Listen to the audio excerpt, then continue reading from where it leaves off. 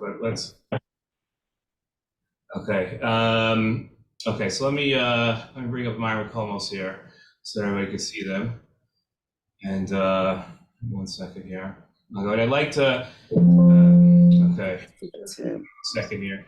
What I'd like to discuss is a phrase that we find across many places in Chazal and the Rambam, which is the idea of a bias nachon b'Yisrael, and I think that will help us understand some of the things that are happening now.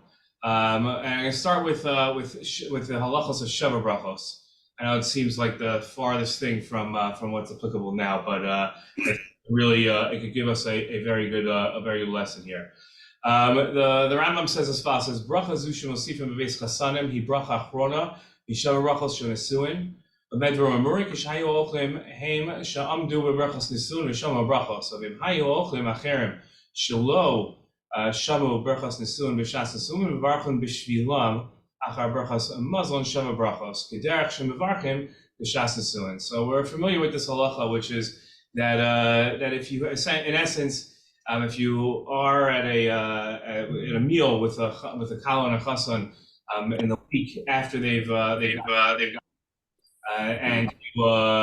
and you have a minion there and it's in the base chassan, so then what we do is we make a sheva brachos just like we do at the wedding under the chuppah. But on one condition, that many conditions, but one of them is that there be panim chadasha. So be somebody that has yet to hear the brachos at the wedding or a different meal throughout. And what's interesting, I've always found interesting in the language of the Rambam, is that he writes that we make brachos, and I bolted it here so you can see it. It makes it bishvilam. It makes it for them. Meaning for these new people that are there, we're going to make the brachos for them. So it's confusing language, and that's what I'd like to have as a question: what it means to make a bracha for the panim chadashos. The Aruch HaShulchan explains it, and he says that Amnam yeshorim degam asher bara mevarchim kol sheva ela kishemizamim acherem levad bnei beso. So it's only if you have different people. And this is alluded to this almost the same type of thing as the panim chadashos that are the az yesh al zeh shem sudas chasana. That if you've invited different people than just the families that are getting together to celebrate for the week because they're there, so then the meal takes on a shem sudas chasana, right? Then it's like a wedding festival.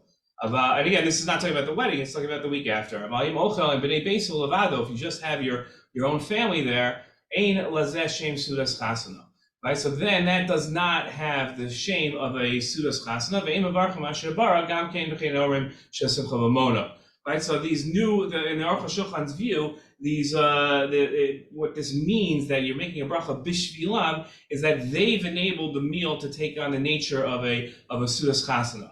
And the question is, what is that? Why is it that these people, right, these new faces, why is it that they make the meal a sudas chasana?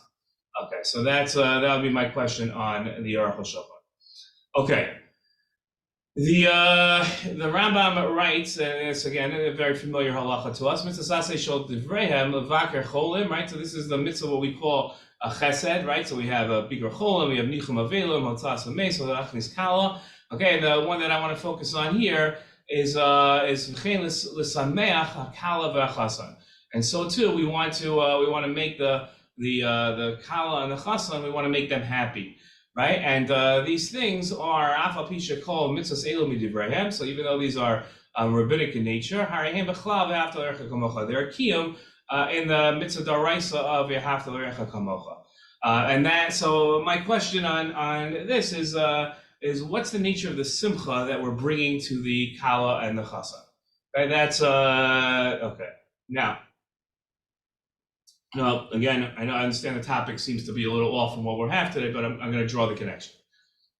The Rambam in Hilchos Malachim So he says this fast, and I've truncated this Rambam because I took out the negative to it, only because I'm only going to be focusing on the positive. So, but if you want to look up the original halacha, just understand that I'm kind of ripping you off here, and you're not getting the full Rambam. So the source is right there. It's Parak Zayin Halacha Tes Vav, and you can look it up on your own later or now. Right, so they're talking about a soldier going into war, okay, a Jewish soldier going into battle, and so he says after he gets into the times of battle and really into the war, Yishayin al Mikveh Yisrael. So he should rely on a Kadosh Baruch Hu at that point. Moshiach Be'Sara, who's going to save him at a troubled time. V'Yida Sha'al Yichud Hashem Hu Osem Melchama. That he's fighting in the name of the unity of God. V'Yasim Nasho B'Kibo V'Lo Yireh V'Lo Yifachi V'Lo Yichash V'Lo Yachshov V'Lo Be'Ishto V'Lo Be'Banav. Okay, so and he should put his mindset and not be scared, and put his mind completely to the battle, and he should not have any fear, and he shouldn't think about his wife or his children. He should wipe their memories like out of his heart. And he should not think about anything else except for the war. This is where I skip. So just so we're aware, and so anybody that battles, any warrior that fights and goes to war with all his heart, below pachad and without any fear, and his only motivation for fighting is a real purity of motivation here is only to be mekadesh Shem Shemayim. That's his only motivation in battle. Anyone who does this, muftach lo shelo yimtza nezek. He'll be assured that nothing bad will happen to him in battle. And here's the phrase that I want to focus on: V'yivno lo bayis nachon b'Yisrael. And he's going to build a bayis nachon, a proper home among the Jewish people. Yizke lo ubanav ad olam v'yizke l'chai olam haba. And he'll be zoche for him and his children forever, and he'll merit olam haba. Shneimar ki asa yasa Hashem la'beis neman ki mochames Hashem nocham v'ra v'lo timtza b'cha v'nefesh Hashem tzura b'tzura chayim es Hashem al kacha. So he's going to have be promised everything that he probably would want. But the one thing that's strange here, olam haba I get, children I understand his children will be zocha also. But the idea that he's going to build a bayis nachon b'Yisrael, there's nothing wrong with building a bayis nachon b'Yisrael. It's a wonderful reward. But what's the connection from building a bayis nachon b'Yisrael to a warrior in battle? Why is that the reward here? That's my question. So to answer the questions, I want to draw upon two phrases that I saw in a new sefer that's called Lemektach Ulemechros, and the two principles in this sefer state the following. And introduce a concept that we haven't seen yet. Is Binyan Beis Yisrael Gam Ken Have a Bayis B'Yisrael? Excuse me, Binyan Bayis B'Yisrael Gam Ken Have Me'inyan Hamalchus. So building a house within the Jewish people, right? We're not talking about a physical structure, but we're talking about the Jewish home. So that's an idea of Malchus Yisrael. That's part of Malchus Yisrael. Shehabayis Havai HaMivna HaYisodi Shemalchus Yisrael. As part of Malchus Yisrael, our community, what we are as a people, the foundation of that is the bias, is this house that we have, that we build with our families. And the same idea, the author says, applies to living in Eretz Yisrael. Kol inyan dira be'Eretz Yisrael, va'isel latseis mimena, and the prohibition of leaving Eretz Yisrael, mishum chalusa shel Eretz Yisrael, b'malchus Yisrael, is because of the role that Eretz Yisrael plays in the malchus Yisrael.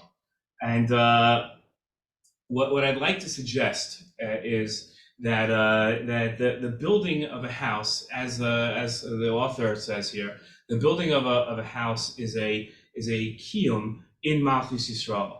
The Jewish home is the Malchus Yisrael, And the same can be said, and this is the idea of a bride and a groom.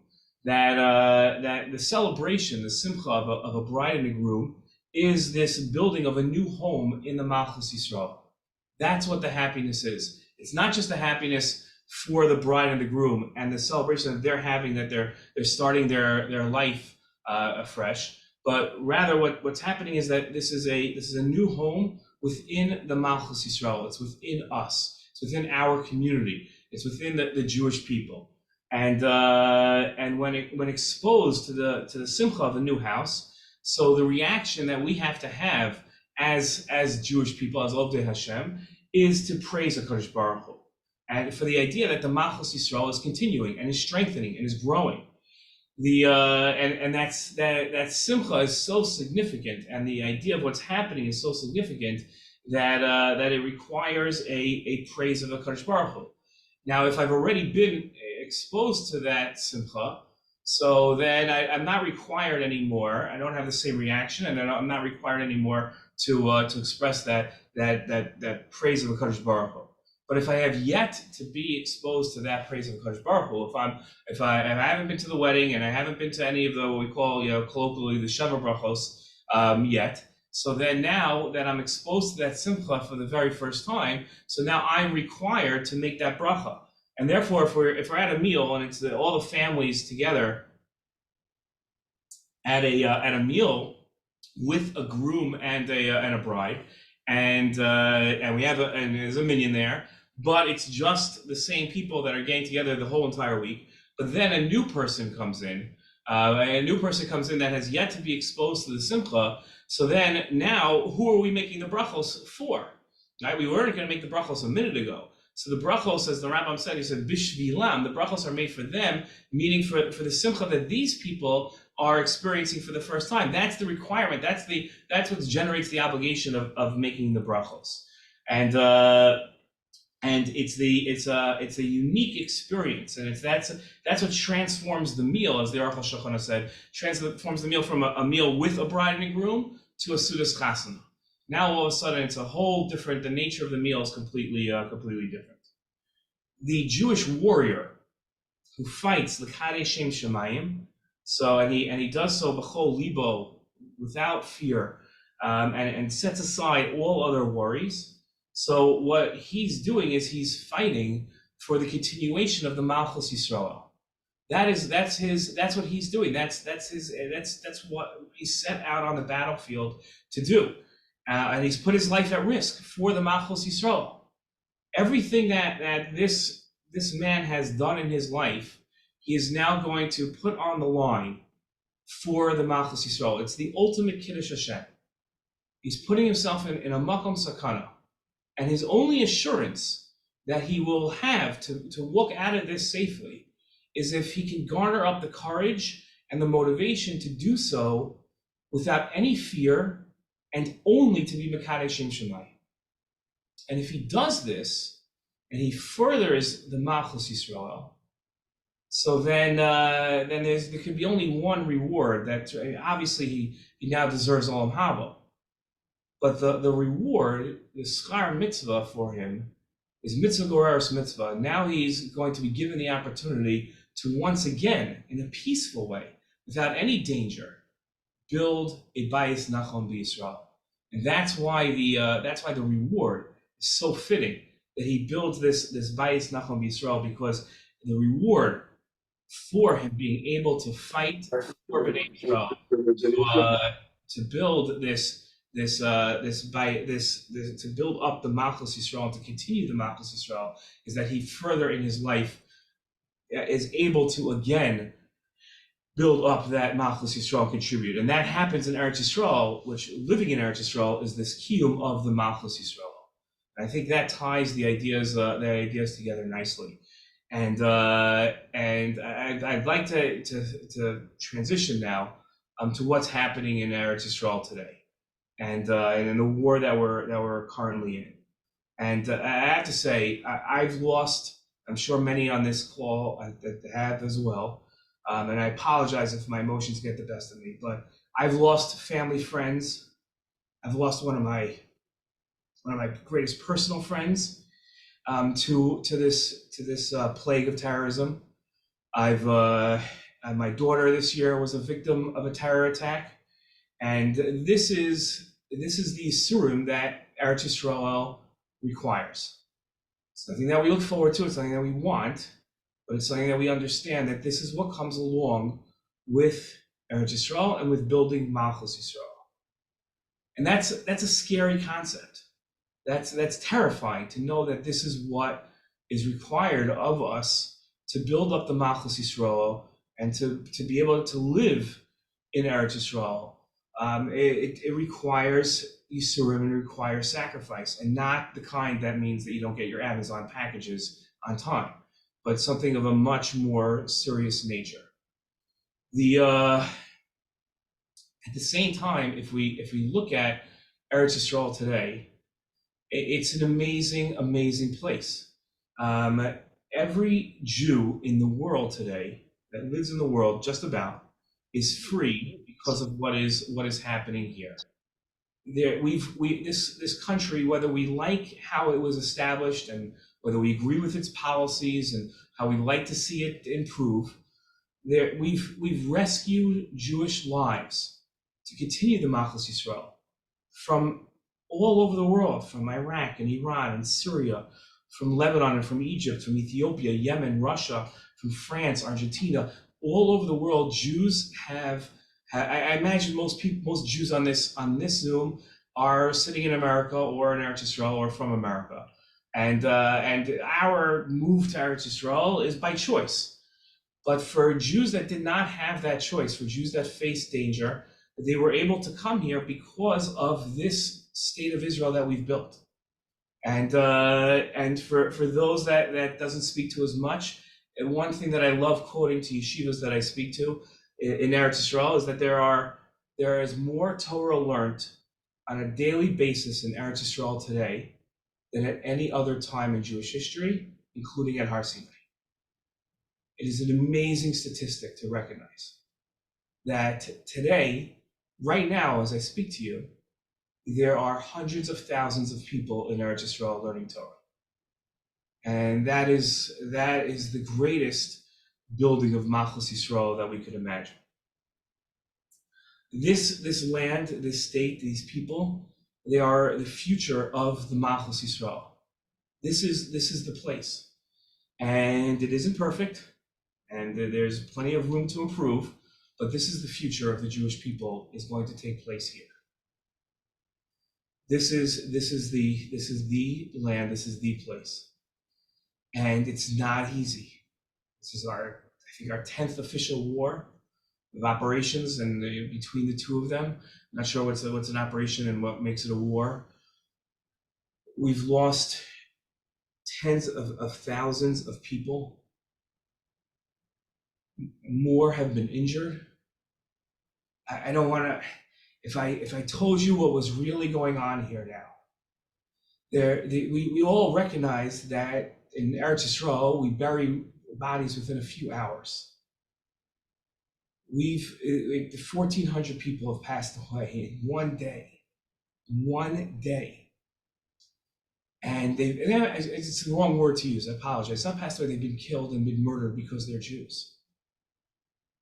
We've only buried, I think the count now is about 700 of them.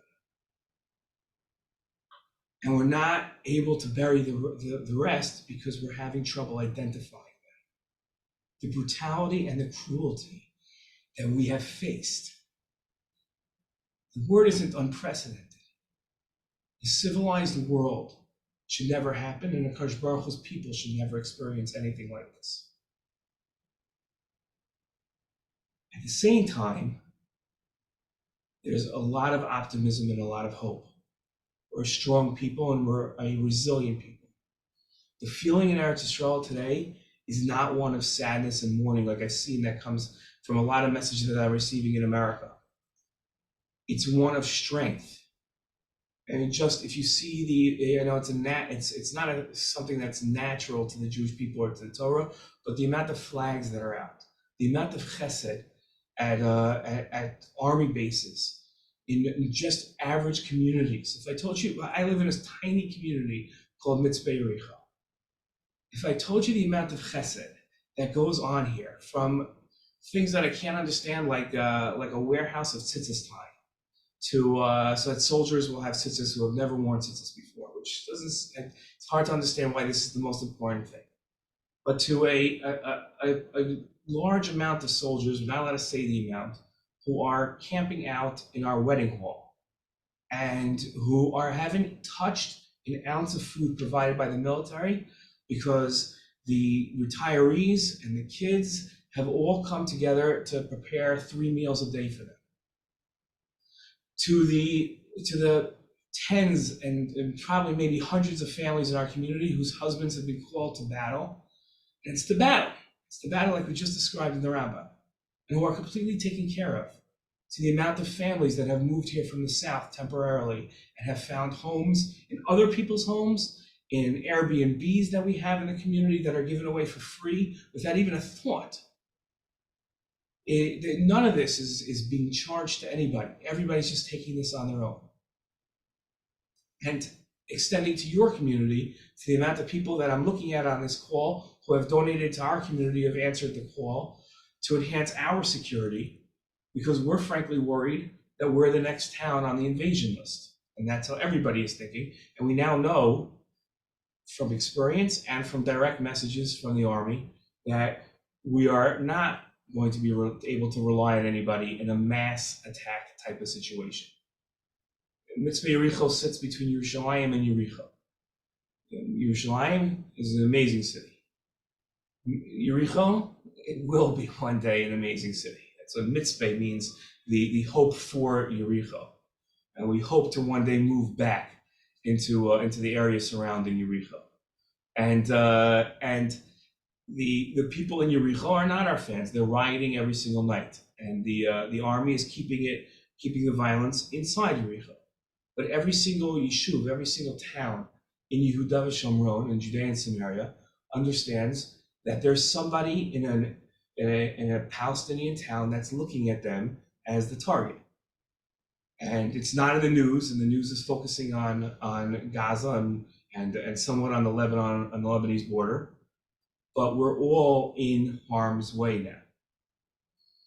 And I have to commend your community and your leadership in giving and in fasting today. I'm sorry for drinking, but number one, it's past says here, and I just realized that. And number two, I didn't fast anyway. But the leadership that you're showing is tremendous, and I hope it spreads. I really do. I look to this community as a model, and I really hope that spreads. And we're grateful for it, because we know that we're going to be the beneficiaries of it, and not you.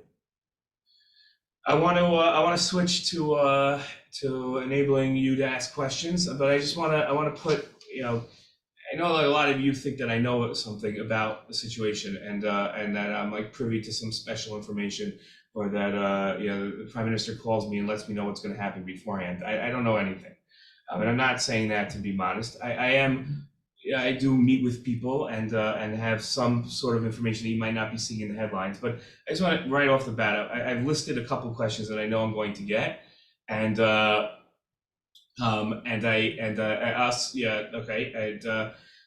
these are questions I don't have answers to, and I know they're the top 5 questions on your mind. So I just want to put the questions out there so that they're not asked, and I don't have to say I don't know the answer to them. I don't know when or if a ground invasion will begin into Gaza. I'm not aware of that. I don't have that information. I don't know when or if Hezbollah will enter the war. I don't know and will not know how all of this happened. I can lay out the procedures of the Hamas attack and tell you the technicalities and the mechanics of how the attack occurred, but I don't know where the failure started and where it ended. I don't know what will happen in Gaza when this is over. I don't know. And I don't know what the plan is to get the hostages back. So those are 5 answers I do not know. And I know those are the questions you want to know, but I also know that nobody really knows the answer to those questions. So that's it. And I think the best way and way that I've been running I do one of these every morning or late at night your time. Is the best way of having a productive Q&A is by writing the questions in the chat, and then I'll read them out loud, and then try my best to answer them. So if you have any questions, I'm here to take them.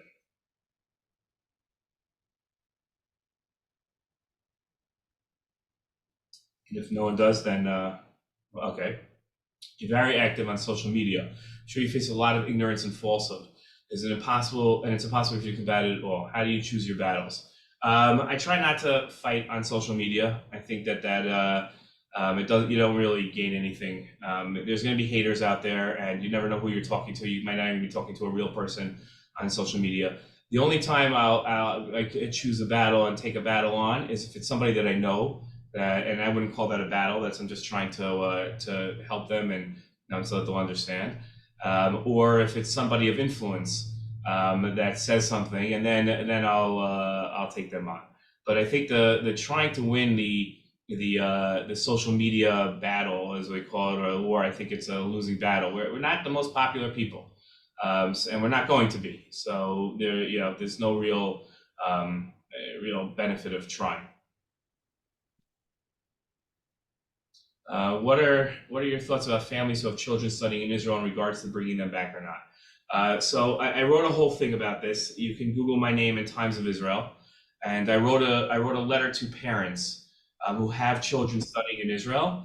And I don't want to read the whole thing out loud. You can read it there. Just Google my name in Times of Israel, and then if you have too many articles that you're getting, so then just do and filter it out to the last week. And you'll see that letter there.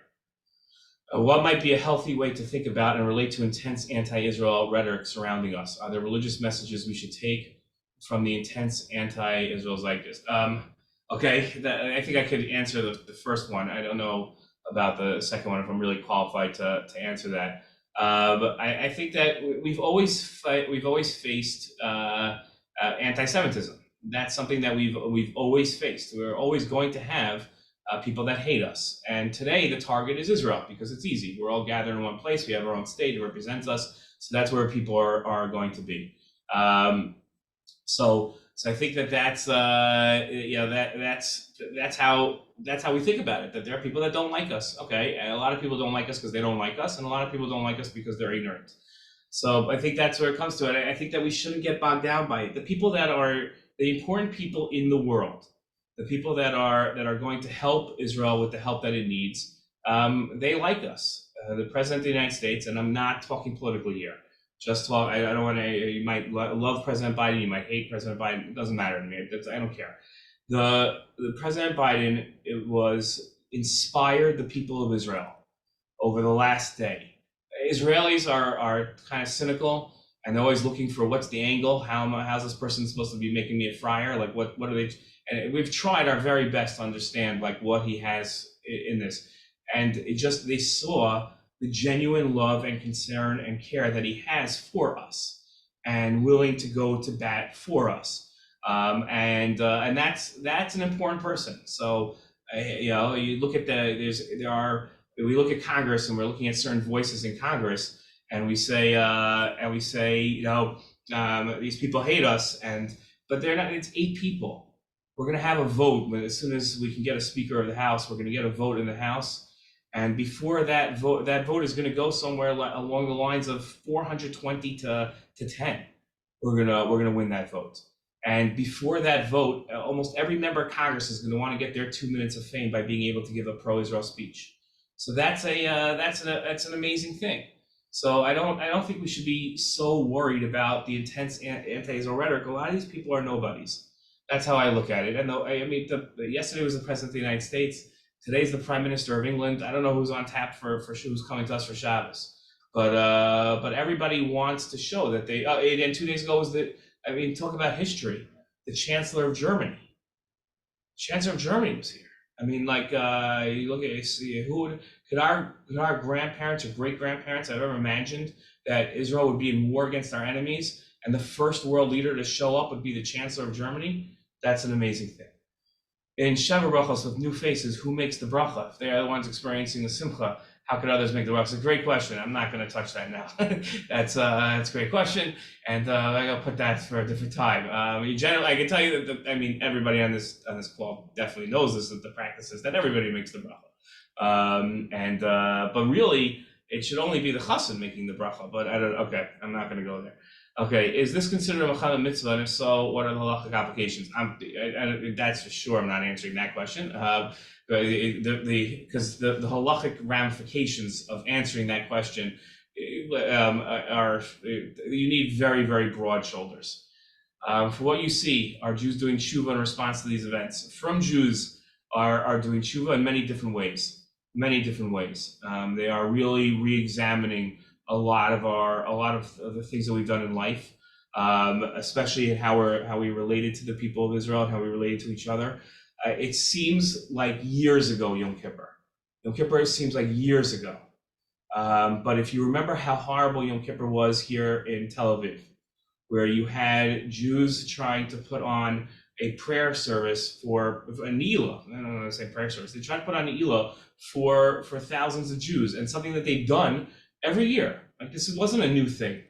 And then Tel Aviv, the city of Tel Aviv, went to the Supreme Court to back up their decision that they can prohibit a mechitza from going up. And then the organizers put up Israeli flags as the mechitza. And then they got attacked. And all throughout shuls, throughout Tel Aviv, people were being attacked during Neilah. And you look at the division that we had just 2 weeks ago, right? Where Rosh Chodesh said a little over 2 weeks ago. And now the unity in Eretz Yisrael. People have totally forgotten their divisions, completely forgotten their divisions. And I hope that I don't know how long the tshuva will last, but that to me is a great sign of tshuva, that you have people sticking together. Do you think the U.S. is encouraging Israel not to invade Gaza? And if so, what do you make of that? The U.S. announced they will send $100 million to the Palestinians yesterday. Should we be discouraging that? The United States is not encouraging Israel not to invade Gaza. I'll tell you that definitively. They are not. That's not a message that they are sending. And the $100 million to the Palestinians. So let me give you just so you understand the strategy here. Israel is going to have a very limited amount of time to conduct a ground battle inside of Gaza, because at a certain point we are going to be wiping out a lot of people, and a lot of innocent people will die. I don't know how you count innocent. A lot of people that are not holding a gun will die, and a lot of people under a certain age will die. And the pictures of that will spread around the world, and eventually the tide will turn from understanding and support of what Israel needs to do to the opposite. And the Biden administration would like to extend that amount of time. They do not want Hamas around. They don't want a repeat of this to ever happen again. It's not good for the United States of America. It's obviously not good for Israel, but just in America's self-interest, it's not good. So they want to extend the amount of time that Israel will have to operate in the theater of battle inside of Gaza. And the way they can do that is by ensuring that there be no humanitarian type of situation, of crisis inside of Gaza. So by the United States promising $100 million to Gaza, by the way, just so you understand how long it takes to spend $100 million and to get into Gaza, this is not going to get there for months. And President Biden said it's for the Palestinians of Gaza and the Palestinians of the West Bank. I live in the West Bank. I don't know what he's talking about. I don't know. Nobody needs more money here. Everybody would like more money. I'm sure the Palestinians will love more money, but they're not suffering in a humanitarian crisis here that our tax dollars, I still pay American taxes, that our tax dollars are going to help anybody. So, but the $100 million is there as a promise in order to have the world say, okay, America's got this. So even if Israel creates a crisis, and that will allow America to be able diplomatically within the United Nations and other countries to say, no, there's no crisis, we're giving the money, and you don't have to worry about that. That's the strategy. So I don't think we should be discouraging it. I spoke to my congressman 2 hours ago, and it's great, by the way. If you have a personal relationship with members of Congress, they're just sitting on the House floor right now in this ridiculous vote after vote after vote, and they're completely bored, and you could text your member of Congress, and they will text you right back. So I spoke to him and expressed my hesitations about giving money to people who are holding our hostages and an enemy. but understood why it's happening. But I think it's important to not discourage it, but to make sure that whoever you're talking to is aware of the cost of it. Do you think that Jews are relying on America more than God? Israelis don't, that's for sure. I don't know about American Jews. I can't speak to it. Israelis do not rely on the United States of America.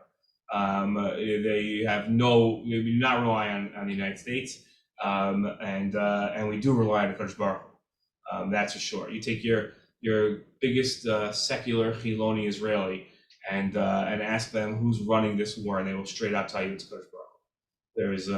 There's no question. Nobody's relying on the Americans. Has there been a real coming together of Israelis where if the war ended tomorrow, we would not go back to the terrible infighting that was occurring before?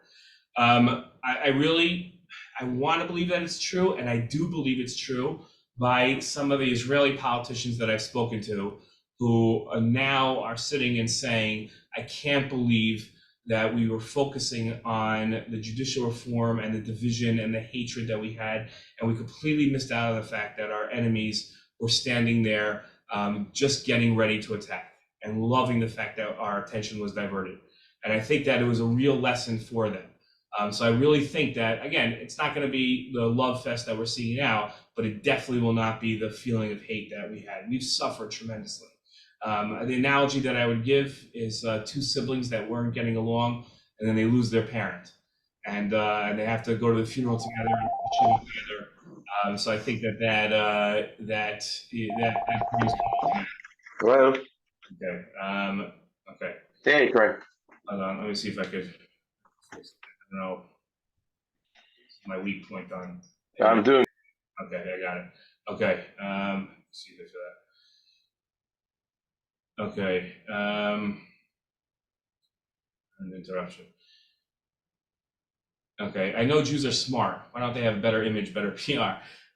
So we are smart, but the problem is the people that we're trying to get information to are not smart. So we can't teach. We're smart, but we can't teach stupid people. That's the problem. And most of our enemies are stupid, so it's very hard for us to relate to them. That's our issue. So it could be if we were dumber, we would have better PR. But that's really, we have a lot of people that hate us and they don't like us, and they're not going to like us, no matter what PR images we put together. What do you think we could do to keep a momentum of tshuva going? I mean, I don't know. I know that tshuva is hard. We all know the drop off that we have after Yom Kippur, right? And Yom Kippur, we're like, and that very night we keep our neighbors up and build our sukkah, right? So we totally forget everything that we've promised. It's a very good question. I think that the key is keeping the feeling that we have now together. I think that's the key. If we can keep this feeling together, look, we're not going to forget this for a long time. This is the worst disaster that's happened in Israel. It's much worse than the Yom Kippur War. And if you listen to Israeli radio and they bring on Yom Kippur War generals and they bring over young politicians that were around at the time, and they all say this is much worse than Yom Kippur. Today they had a Holocaust survivor on the radio that they asked this question to: is this worse than the Holocaust? He said that he believes it is because it happened in a Kadosh Baruch Hu's land. And this is where everything is supposed to be okay. And he says so again, I'm not going to compare, but that shows you just how hard Israelis are taking this. It seems clear that according to the Rambam in Tanis, that the key thing in these situations for us to recognize that these calamities are brought upon us due to our own actions. And if we do not realize this fact, the calamities will get worse. In America, it does not seem like the leaders have driven this key point home. Have leaders in Israel made this point? It's not like I think that we're like, a lot of these questions are imagining like a mass tshuva movement that like the Rabbanim will get up and there'll be like this huge tshuva movement. The only time, it's interesting, the only time that the Jewish people have experienced since the founding of the state of Israel, a mass tshuva movement, wasn't in response to tragedy, it was response to the victory of the 6-Day War. Like Or Sameach and Eisha Torah, these places, these kiruv places were all created because you had all these Balei Tshuva that had nowhere to turn. They didn't know where to go because there was no institution set up for somebody that didn't know anything. So I don't know if, what we're picturing in our minds of everybody has to repent. Everybody in Eretz Yisrael is focused right now on just being confused and not knowing where to focus their attention, or they're on the battlefield. 300,000 people are on the battlefield, which means that's 300,000 families, right? Not just one. It spreads. I have 9 nephews at my last count on the battlefield. So that's really where our attention is. But I think that's a natural tshuva process where people are beginning to you re-examine your life at this point. You start to say to yourself, what was is it the right choice to be here? Is the right choice of how I'm leading my life, of my priorities, where I was focusing my attention before? Is this really as important as it was? And people are re-examining their lives. That's tshuva. They're introspecting. It's not at the calls of the chief rabbis standing up at a podium somewhere and telling everybody that they have to do tshuva, but you can't, as a human being, go through something like this, like what we've been through, and not have it completely refocus your entire life, no matter who you are. And I think that's what's been happening. So it's not the tshuva that we're picturing in our minds in the center of the town where they put up a bima and we bring out the Sifrei Torah and the people of the town gather around in a tanis, and in that sense. But it's a process. It's a process that's happening. How long will the world remember this disaster? Maybe we need a never forget campaign. I think we have a never forget campaign. It didn't work. So I don't know if that's the same strategy. The world quickly forgets. The world is not going to remember this for that long, but hopefully there won't be a Hamas for that long either, that we're going to have to remember in this particular instance what they've done. I really hope this is a Timcha Zecher Amalek moment, where we really root out these evil people and are able to really eliminate them from the world. I really hope that's what happens. Do you trust the current Israeli government to make the right decisions in this war? Do you think the infighting and outfighting that was so intense before has been resolved? Specifically referring to all the anti-Bibi and anti-Ben Gvir sentiment that is so prevalent. I do not, as an Israeli, trust the Israeli government to make the right decisions anymore. I'm just being honest. I was a huge Bibi fan. Like, I met with him, I've talked to him. I know his writings. He came out really well. And he was wrong. For 20 years, he led us in the wrong path. I'm sorry. I know it's hard to say, and we shouldn't be focusing on it right now, but I do not trust the government anymore. Do you think the infighting and outfighting that was intense before has been resolved? It's been suspended. How far that suspension lasts and whether or not we go back to it, I don't think we do. I think everything changes. So I don't know if everything changes and we just fight about other things, but I think a lot of the people in the Israeli government that you've mentioned, and you're not going to see them ever again. A lot of the names that are on the top of our headlines are going to go off into oblivion, and you're never going to hear about them again. They've made serious mistakes. And they've led us into really bad places, and they're not going to be able to.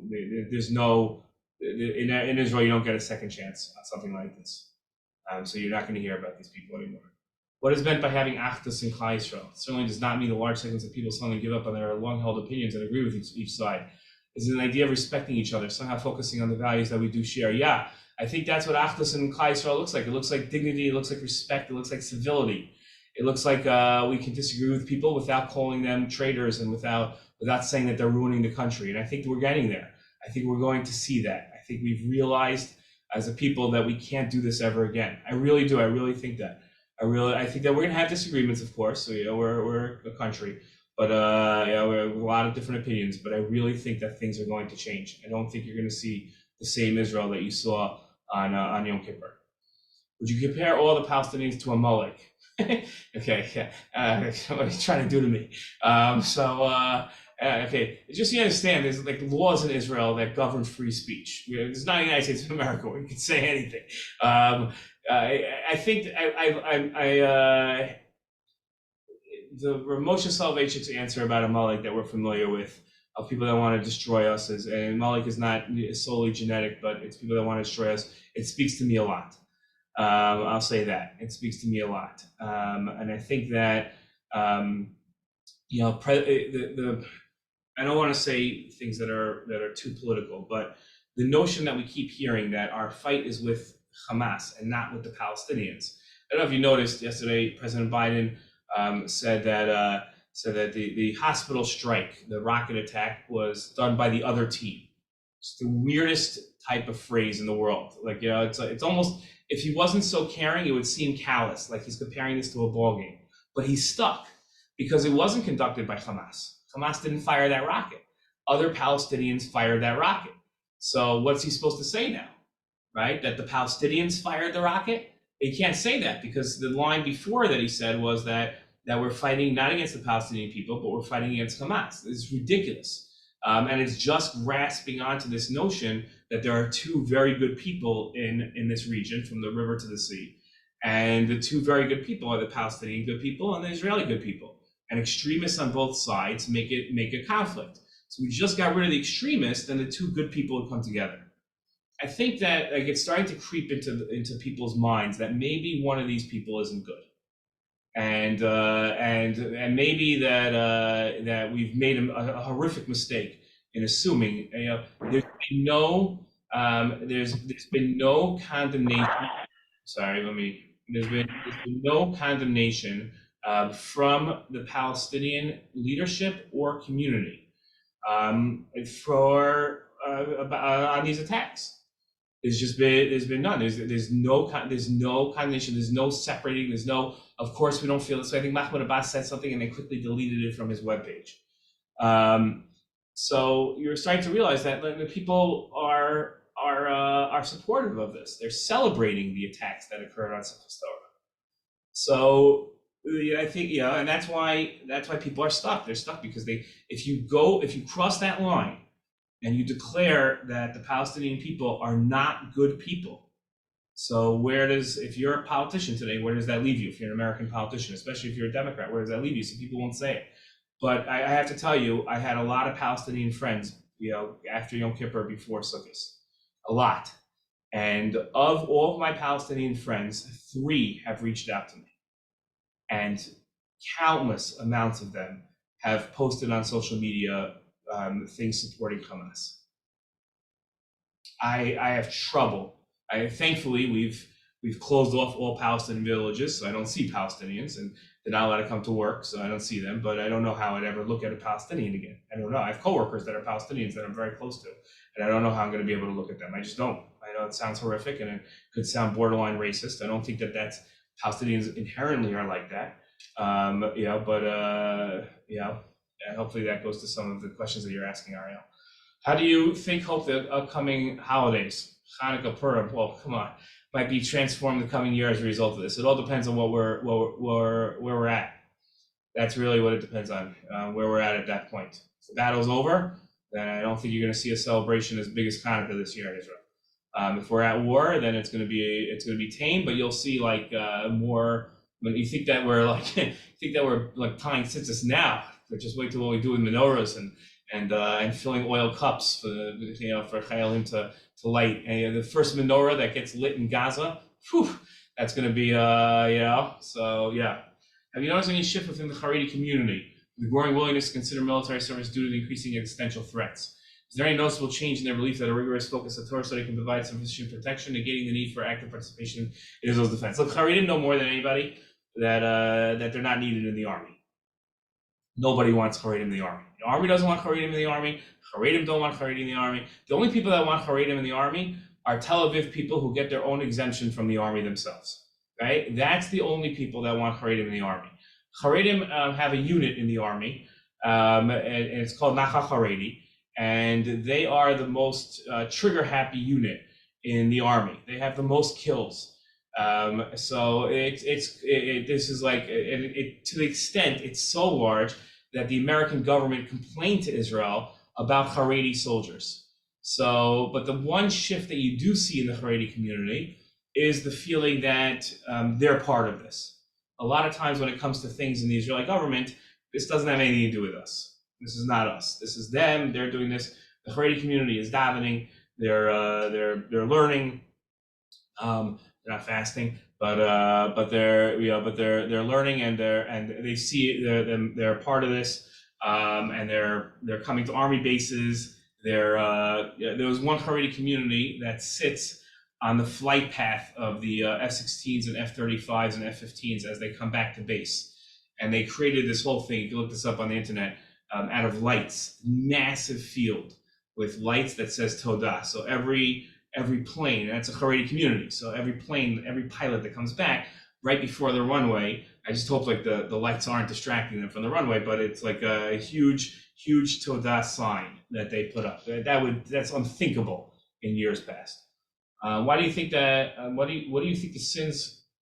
What do you think are the sins that made us deserve these events? Not that prophet. I can tell you, I think the areas that we need to improve on are unity. But I don't know. We have yet to get that message. Hopefully, we will. That'll be very helpful.